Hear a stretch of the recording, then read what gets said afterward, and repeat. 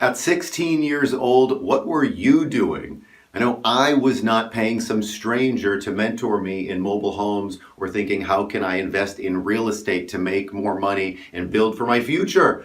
I was drinking creatine and working out, and I just got promoted to a crew chief at my job at McDonald's while probably listening to music way too loud in my car. Nowhere near what Dominic in today's video is doing. I'm so proud of Dominic just in general, as being the human being that he is. It takes a lot of us way longer in our life to get to the maturity and financial ladder of the rung that Dominic is at right now, while still in high school. So please watch today's video in full, whether you have kids or not. If you're above 16, watch today's video. Dominic opens up about his business, and he's really an amazing guy. Okay, on to today's main podcast. Talk to you soon. Bye-bye. This is so cool, Dominic. I'm so glad to have you here. Oh, yeah, thanks for having me. Man, this is cool. I'm a little bit nervous about this one. Yeah, I don't know why. I think this is awesome. We've been working together now for not quite 2 years. But when you got started, you were 16 years old. For some reason, you had dreams of investing in mobile homes or real estate, and we'll talk about all that. Now I believe you're 18. Happy birthday. Tell us, if you would, like a little bit about yourself. I have a bunch of questions and we'll dive into what you've been doing. But yeah, I guess maybe if you would just like maybe a little bit about yourself, what you like to do for fun, that'd be cool. Yeah, just maybe like a little bit about yourself. Well, I guess growing up, I kind of didn't know exactly what I wanted to do.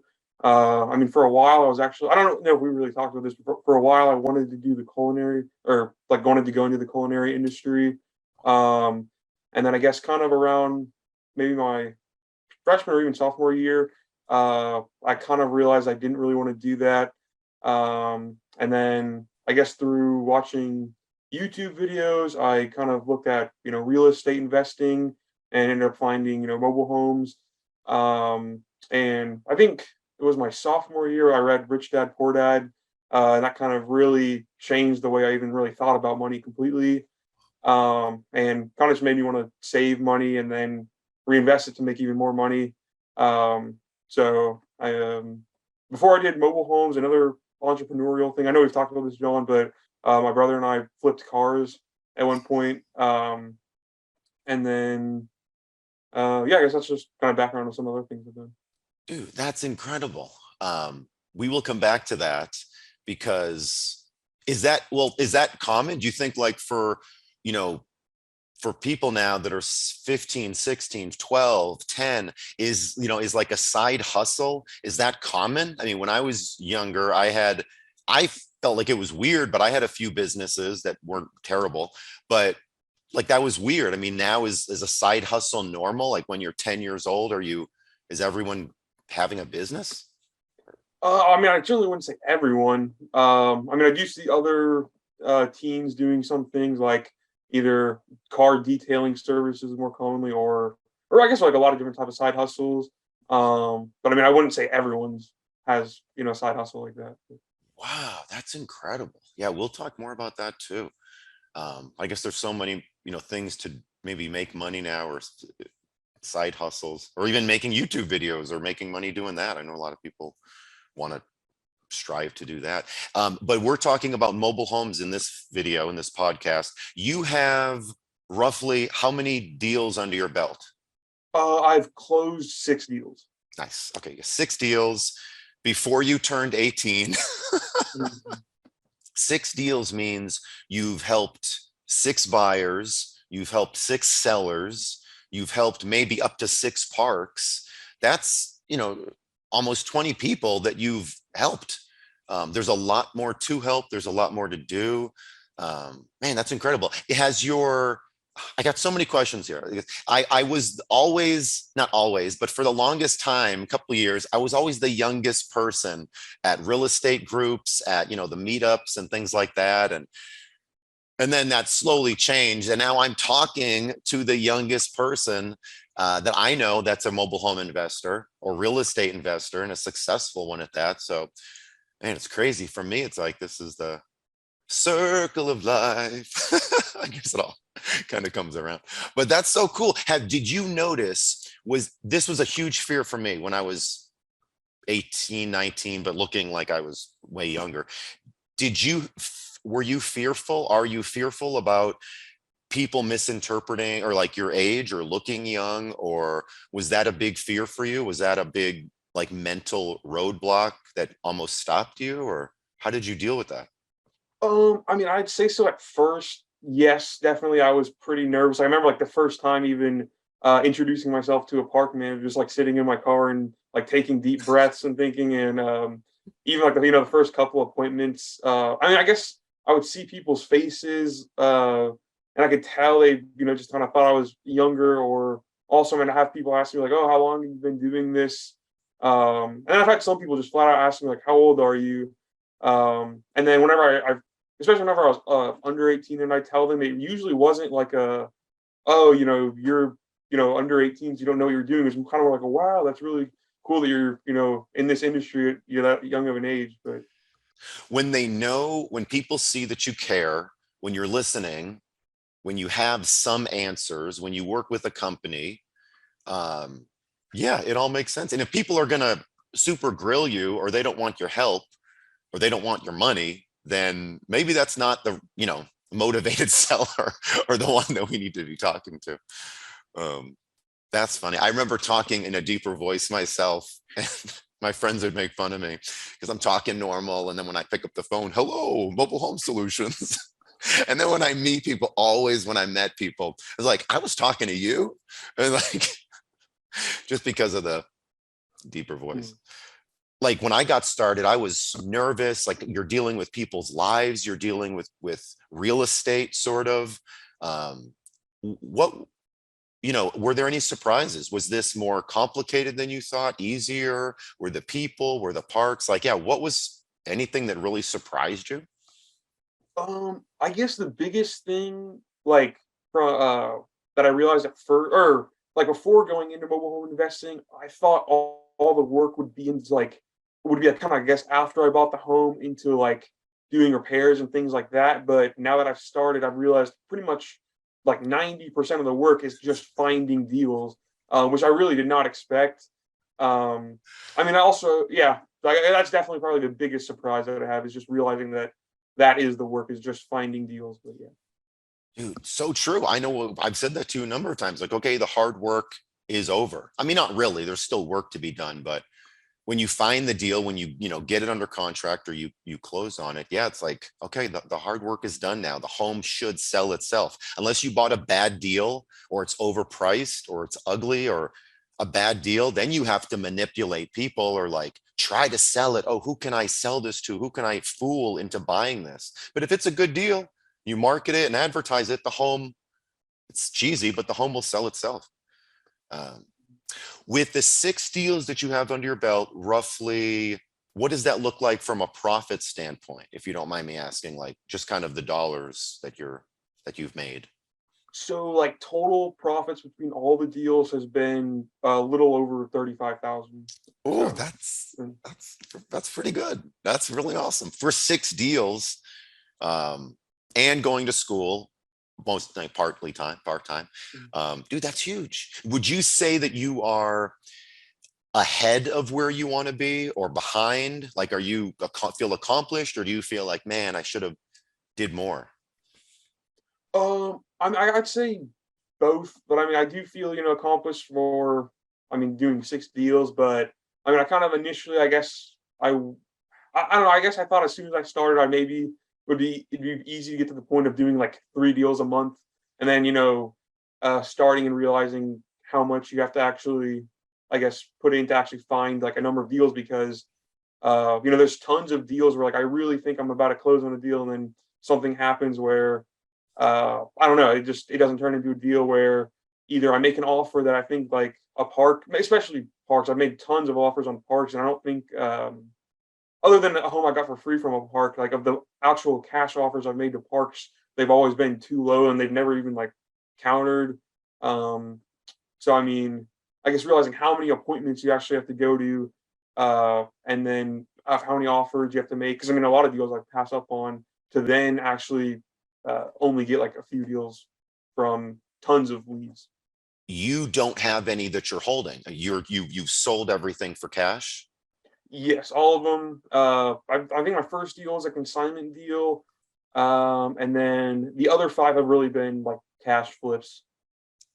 That's awesome. How much, if you don't mind me asking, like how much capital did you start with when you So I actually had quite a bit saved up because just I was saving for a while, even through like flipping cars at first, and then I worked a fast food job for about like 7 months, and I really just tried to save as much money as possible.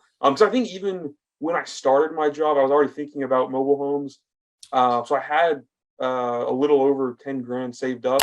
Yeah, even though my first deal was a consignment, so I didn't even really use any of that capital. But so I did have a good amount of money. what percentage of the homes that you've done have had to be moved after you sold them? You sold the home and then the home couldn't stay there. It had to be moved. I believe, let me just think about that. Actually, 5 of them have had to be moved, and then only 1 could stay in the park. Okay. Or, most of my deals have been like, and even most of my leads have been just people who have a home on land that they own and they want the home moved off, either because they're like building a house or getting a new mobile home or something. But yeah. That's awesome. So that way you've been able to then quickly turn those for cash. If you're selling them to somebody that wants to buy it and move it,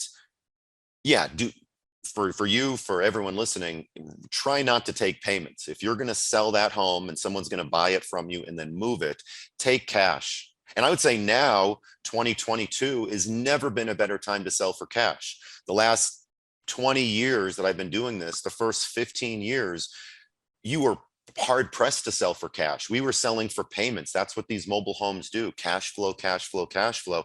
Only in the last 5, 6, 7 years have we been able to have people had so much more money, and now prices are going up and people are paying big money for these mobile homes, especially compared to what they were paying. And cash, it's all cash now. Most of our deals now, we do sell for cash. And when we try to sell for payments, people are like, hey, I want to give you cash instead. And it's hard to say no. People make you, offers that you can't refuse.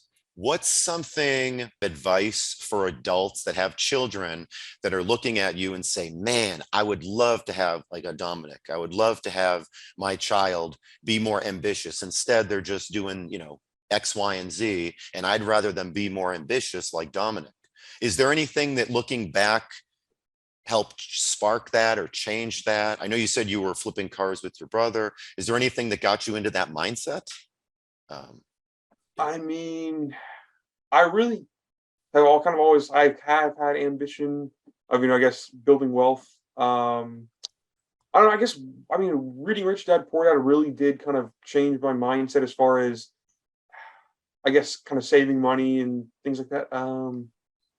No, I guess to answer your question, no, I don't really know of how you can I guess you can't really force ambition, kind of how you said earlier. So if someone just doesn't, care to do anything like that, I don't really know how you could, give them ambition like that. I was hoping for some miracle answer. No, I don't know either. but like you said, maybe it's a timing thing. The book really helped.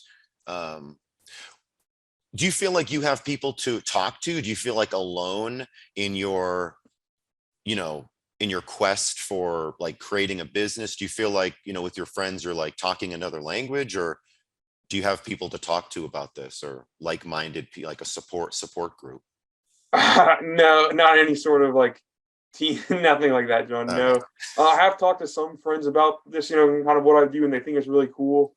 But even of the people I've talked to, I haven't really met anyone who's even wanted to go into mobile homes or, I guess, investing in real estate like this. But not too surprised about not going into mobile homes, but okay, no, that's awesome. And I know we talk a bunch. You always have questions for like, I love that, because the folks that I find that do best in this business, maybe it's all real estate, but you're a sponge. No one knows about mobile homes when they're born. And even when you get started in mobile home investing, everything is new. You're driving through parks, you're driving through neighborhoods, you're talking to managers, sellers, buyers, lenders, and like, you should be a sponge because this is your niche, it's your specialty. Maybe not forever for people listening to the podcast, but while you're investing, you should have a very high curiosity for mobile homes. Why does this look like this? Why is this even there? What are those people doing? Like, why are these, like, just a curiosity? And you have that. I mean, that's just something I want to point out because you're always asking questions, which is awesome. Yeah. And I know we've talked a bunch about that. How has it been, on a side tangent, how has it been working together, you and I? What's that experience been like? Oh, it's been amazing because, like, I guess even whenever I was starting out, one big thing I realized, I guess, just about your program is, like, I knew I would run into real world situations that, no matter, I don't think you'd fit into any course. And then, just based on all the experience you've had and also with other students, I can say, like, hey, right now this home has this thing and the park wants this. And then you can say, based on, like, I don't know, I guess just all the knowledge you have, you can kind of literally tell me what the best way to go at it is versus if I just had some pre-made course, I wouldn't really know uh, how to go at every situation. So it's been so helpful to just have your phone number, and then also be able to send you pictures like, hey, uh, this is what this home looks like. What is this damage? And you'll kind of say, oh, that's, this certain material. It can be cheap. I don't know. I guess the biggest thing is you've been able to help me based on whatever situation I'm in, which has been the most valuable thing. So. Thank you for saying that, Dominic. You would not have been in those situations if it wasn't for you. You're the magic that is putting in the hard work, the effort, the struggle, the BS that you've been dealing with. You could have given up 1,000 times, but you kept pushing forward. And I know it's been uncomfortable for you. And really, anyone, like, we're not geniuses. You can be in whatever state, because I've seen this work now across the country. If you do the things, if you're just a puppet or a machine and you do the things that you're supposed to do, you put yourself in where sellers can find you and you can find sellers. And then there's that first domino that falls. It's like, okay, we're talking to sellers. Now all the other dominoes happen. You talk to the seller, you maybe set an appointment, you make offers, you counter, you negotiate, inspect the home, do paperwork, like all that happens, but it's just that first domino. And that, you wouldn't be here if it wasn't for you. I'd like to talk a little bit, if it's all right, about a deal, maybe a deal that was memorable to you. Kind of tell us about that deal from start to finish, and maybe what you were feeling, if you were feeling scared or confused, or, man, I made the wrong decision, or I can't believe it's this easy. Anything like that. That'd be great. I guess just one deal that kind of stands out as being interesting, I guess, or unique. Even though, every deal is unique in its own way. But I guess just one thing, I guess, is kind of an interesting story is probably my third deal. Essentially, this was a home that was in a park, and whenever I initially got this lead, the home looked very nice, but the guy just wanted me to make an offer on the home. And essentially, I saw pictures of it, and it was like a mid 90s home, I believe. But it really looked like it definitely had been remodeled at some point.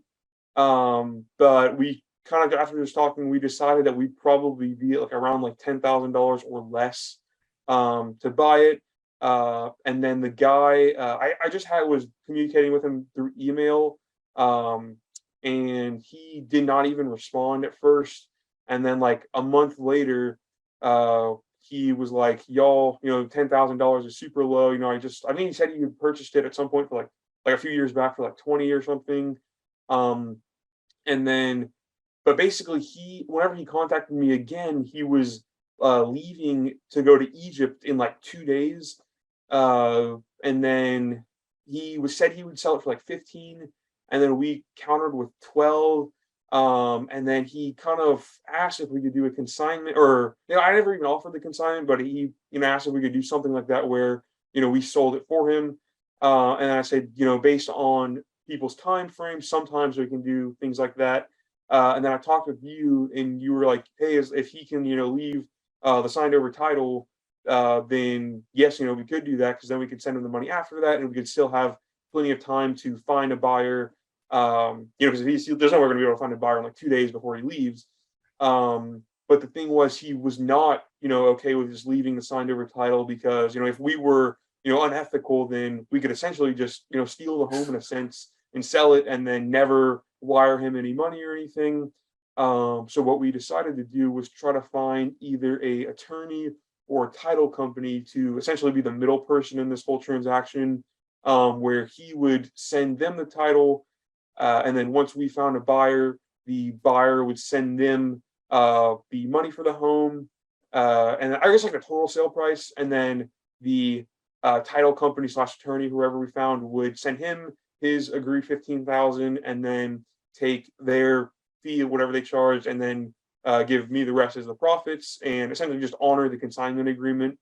Right. But basically, after talking with tons of title companies and attorneys, no one really was willing to do it. Like, I think like 2/3 of the title companies I talked to just said that they didn't even work with mobile homes at all. And then like another like half of the rest said if it's on land, then we'll work with it. But since this home was in a park, they wouldn't work with it.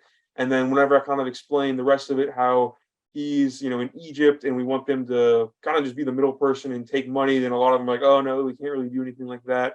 And then talking with tons of attorneys, just hearing the same thing. No, that's not really what we specialize in.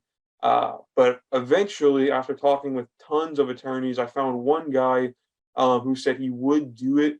However, he wanted like $2,800 just to do a very small amount of work. And we talked to that, and we obviously like, that's crazy that he wants that much. But then you suggested, well, why don't I just ask the park manager, like just explain the situation to them and see if they'll be the middle person. And right away she was like, oh yeah, sure. Well, she kind of understood exactly how I was, going to do a consignment agreement, and she kind of understood, and she's like, yeah, I'll do that. Um, and then I believe at that point I may have already found a buyer for the home. So I think, and like it was agreed upon a price around like 28,000. So it was a very good deal. So at that point I was comfortable actually just wiring my own money and buying the home essentially. So it kind of started as a consignment agreement, but really was a cash flip. Um, and yeah, I mean, we ended up, he sent the park manager the signed statement of ownership, and I just called her, and she's like, yeah, it has his signature on the bottom line. It was just like a signed agreement, and we talked, and the TDHA would still accept that, which they did. The title ended up transferring just fine. So I basically bought the home for 15,000, and then had to pay the taxes on the home for like I think 140, and then the rest were profits. So yeah, it was a very good deal. Dude, that is a very good deal. Yeah. Um, yeah, over $10,000 in profit for, you did have to buy it. You did have to put your $15,000 out for a little bit, but then get back 28.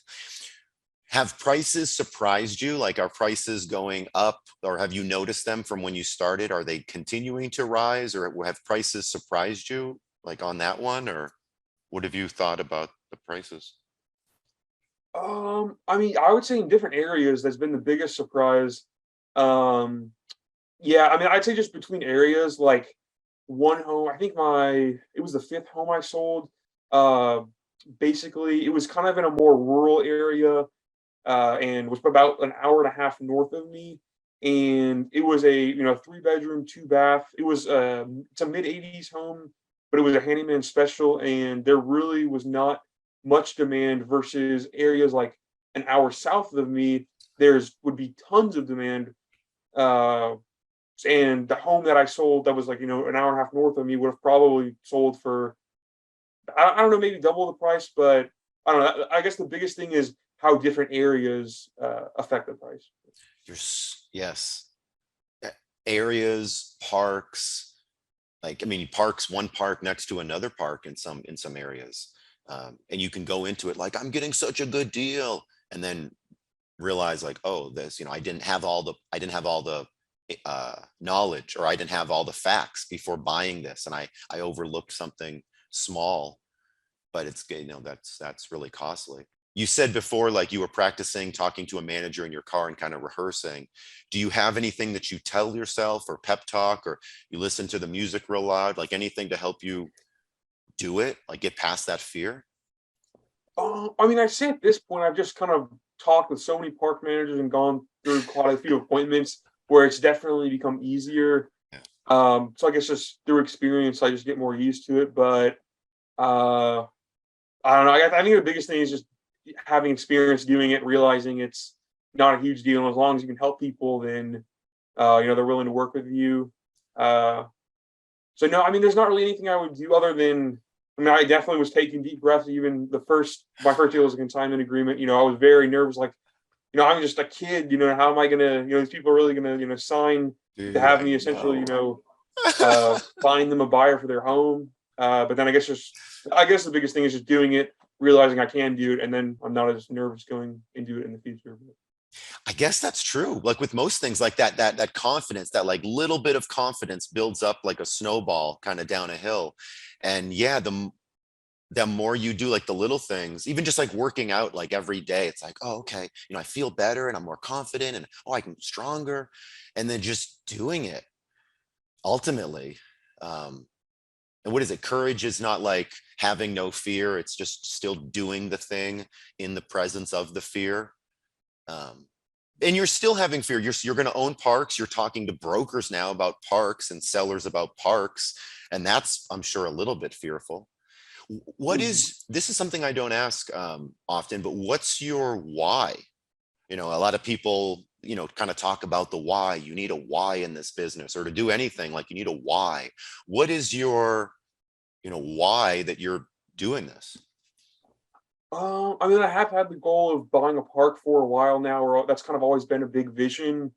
So I mean, I would definitely say that's the big, I guess, goal or what I'm trying to accomplish. So at that point, that's just going to be passive income forever when I'm, own the land. But yeah, I mean, that's a big thing. And then I guess just building wealth and owning more real estate as I get older. I guess that's my biggest, that's the why for me. I'm so proud of you. I mean, folks, that if you're whatever age you're doing this, and I guess there's something, hard about maybe starting this in when you're 70 or something, that's maybe equally scary. Um, but or any age is probably scary, but just great work, Dominic. You will have, I mean, you have a long career ahead of you, and I know you're going to help a lot of people, in a number of ways, or just I can't even imagine what, your career is going to look like. Um, what's the bottleneck right now in your business? Like if you want to do more deals, because in the beginning of the podcast, you said, I thought it was going to be a lot easier ramping up to like 3 deals at once, or, 3 deals every month or something like that. What's the bottleneck? What's stopping you from doing that? Is the leads, the money, the something else? Or yeah, I guess what's kind of holding you back there? I would say leads. I mean, one thing that I think I have not done is really built relationships with park managers where like I've closed a deal inside of the park and then gotten multiple other like really good leads from that same manager.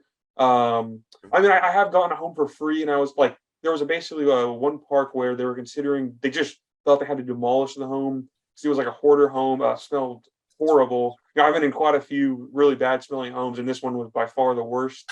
Um, and the park manager was just like, whenever she initially called me, she's like, we'd even pay you to just take it. And I was like, no, I don't really, and I guess I probably could have tried something there, but I was like, no, I don't really, want any payment. But essentially, I can definitely have the home gone for free, at no cost to y'all. And she's like, okay, that sounds great. And then I was able to sell the home pretty quickly. And I was like, in the future, if y'all have other homes, ideally I'd want to leave the home in the park. But I'm interested in really any homes in any condition. So I don't know if maybe if I would have closed a deal inside of a park and then like sold the home to a buyer who was park approved, and kind of that worked quickly, then if I maybe could have proven myself to a park manager. Um, so then they would have given me more deals in the future, and also I'd get more consistent deals. Um, but I mean, you kind of just asked what would be cause me to be able to close 3 deals a month. So I think having multiple relationships like that built with park managers would be a big help. But You're right. Well, it's too late now. No, I'm just kidding. You're plenty of time. No, that's yeah. so cool. It is interesting though that yeah, none of your deals so far have been like, well, the one's been in a park or that you've kept it in a park. But you're right. I mean that when most people think, oh, mobile home investing, they're thinking, oh, working in the parks or working with the managers. And even I say that, like growing quicker in a park. Once you have a home in a park, you've planted your flag, you're paying on time, they know you're easy to work with, they like you, you clean up the homes, you're not just selling junk. They kind of want to give it to you, they trust you more, and it's like, here, do this so we don't have to do it. But that hasn't even really happened yet, and there's a ton of parks around you. You've talked to a lot of those managers, you made offers to a lot of those managers. And yeah, you haven't done any bad deals. Have you done you think, in looking back, do you think like there's a deal where it's like, I would never do this again? Is there been a deal like that? No, definitely not like where I would never do it again. I mean, there was one where after I think my fourth deal, I only saw the outside of the home. Basically, like it was like a parent's home. Like this guy it was a pretty old dude where he owned the home and then he was living with his family. And then it was vacant for a really long time, and all the family lived in like areas that were like far from the home. So I never ended up seeing the inside of the home by the time I bought it. And whenever I did, I sent you a video of the home, and like from the outside and from what we could see like into the window, it definitely looked pretty good. Like there was a soft spot on one floor, but the rest of the home, from what we could see, it definitely looked pretty good. And on that one, it was a free home, but I had to pay off the lot rent, so I guess really like an $850 home. That's right. But still, from what we saw, we thought it was an amazing deal. And whenever I went inside, the whole like living room ceiling was like caved in because it was like raining, and then the entire living room floor was soft, and the entire island was sunken into the floor. And then I remember whenever I first called you, I was like, "Oh, John, this one's definitely not as nice as we thought." And you were like, "How much did you pay for it?" Like, that was, that was the first thing you said, like, "How much did you pay for this one, Dominic?" And I was like, "Oh yeah, it was just I had to pay off the lot rent." And then this was a double wide that had to be moved, and then I posted it on Facebook for like 6,500, and within like maybe 2 or 3 hours, I had like 20 people contacting me saying, "Hey, I want to come." A lot of people say, "Is this still available?" And then you say, "Yes, it is," and they never respond back to you. But there was definitely a lot of demand for it. So I ended up raising the price to like 12,500 to see if I could sell it to someone. And then there were other people that offered like higher amounts, but a lot of them weren't serious. But ended up selling it for like 6 grand, so it was still a very good deal. And then getting it moved out of the park, because I think the park was, if they had to evict the person, then they would have ended up just demolishing it. Yeah. So I got it, moved out of the park quicker than the park could have, and just made it. I think I added value to kind of everyone's lives because I paid off, the seller's backed up lot rent, and then also have some money that the park now has, and then got it moved off, much quicker than the park would have if they had evicted the Yeah. person and then had to then go and demolish it. So I mean, you kind of just asked if there was a deal I regretted doing. Whenever I guess I initially saw that, I thought maybe I shouldn't have bought it, but it ended up working out. Uh, I, yeah, as you were talking about that, I remember that realizing, looking at the pictures saying, well, first of all, buying a home, not going inside, we almost never do that. And people listening, you should not do that unless you can go inside or really see every room through every window. That wasn't the case. And when you walked in the home, Dominic, the ceiling was caving in, the island you said was soft or Mhm, going through the floor. Yeah, it mhm, sounds like over 5 grand you made on that one. mhm. And the manager was happy with you. Great job again. I'm just sort of rambling now. Anything on this video, on this podcast? I know it's tough to condense like year and a half of working together and all of the trials and tribulations and laughs we've had and like lessons that we've learned. And I know that's tough to condense into like a short podcast. Anything else that you'd want to talk to people directly about, if they're thinking about investing, or if they're like 14 years old or 16 years old for some reason, or 50 years old? Like, is there something that you want to say, I guess, or, you have experience, you have more experience than a lot of other people. So I don't know. Is there anything you'd like to say or we missed? I mean, I guess one big thing is it kind of took me a while to close my first deal. I don't want to say a ton of leads. Sometimes parks would have homes and things, deals wouldn't work for whatever reason. So I'd say when you're starting out, definitely just keep going. Also, I've kind of learned from even deals that I haven't done. Like, I just remember one in particular. It was a pretty nice home, and I didn't really end up making an offer. I think I just told the seller, "Hey, you should probably just post it on Facebook Marketplace." For whatever reason, we just decided it wasn't right. So looking back, I was like, maybe I could have offered a consignment, or something like that.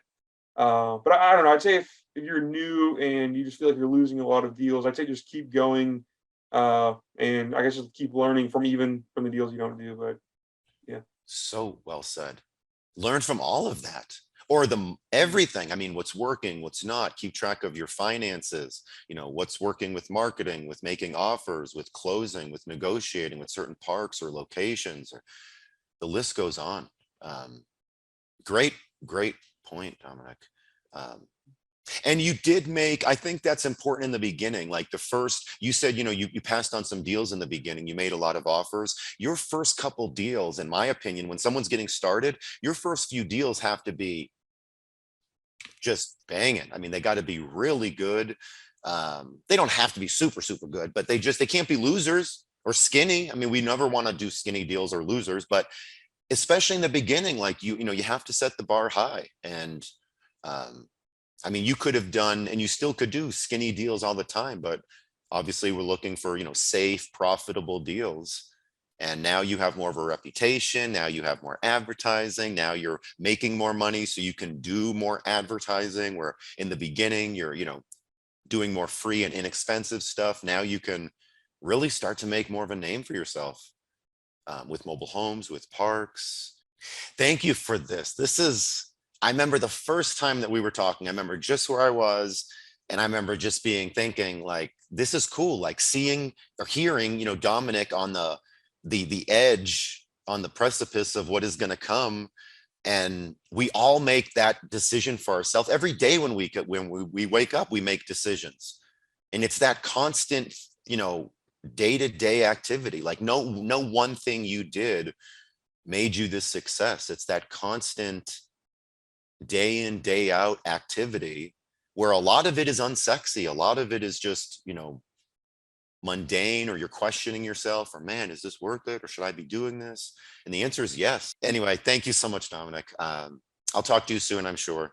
And then everyone else, thanks for listening. If you got this far, I hope that this was very helpful for you. And I hope that, listening to Dominic, you can see that we all have issues or problems or hurdles or mindset challenges, and we can each get through that. There's nothing stopping us but ourselves, and putting in the action and having a plan, and like being able to ask your questions, which, Dominic, I love. Keep calling me. We talk very often, and that's because you're busy, and you will have questions if you are busy. So anyway, thanks again, Dominic, for being here. Oh yeah, thanks for having me, John. It's been really cool to actually come on to a podcast. Yeah, dude. Yeah, I know. You were saying like in the beginning, this is kind of a goal, which I think is crazy. I mean, this is like your goal should be, help people and make money. But I'm super proud of you, Dominic. Thank you. So yeah, you're an inspiration. It's cheesy, but you are an inspiration to me as well. Like I think of, Dominic can do this, or, Dominic, he can do it. I need to. So I thought that over the past couple of years, you've helped me out in situations you don't even know, just by like helping me kind of give me that motivation. So anyway, have a good rest of the day. I'll talk to you, Dominic, soon. Anyone else have any questions? You can email me at support@mobilehomeinvesting.net, and have a great rest of the day.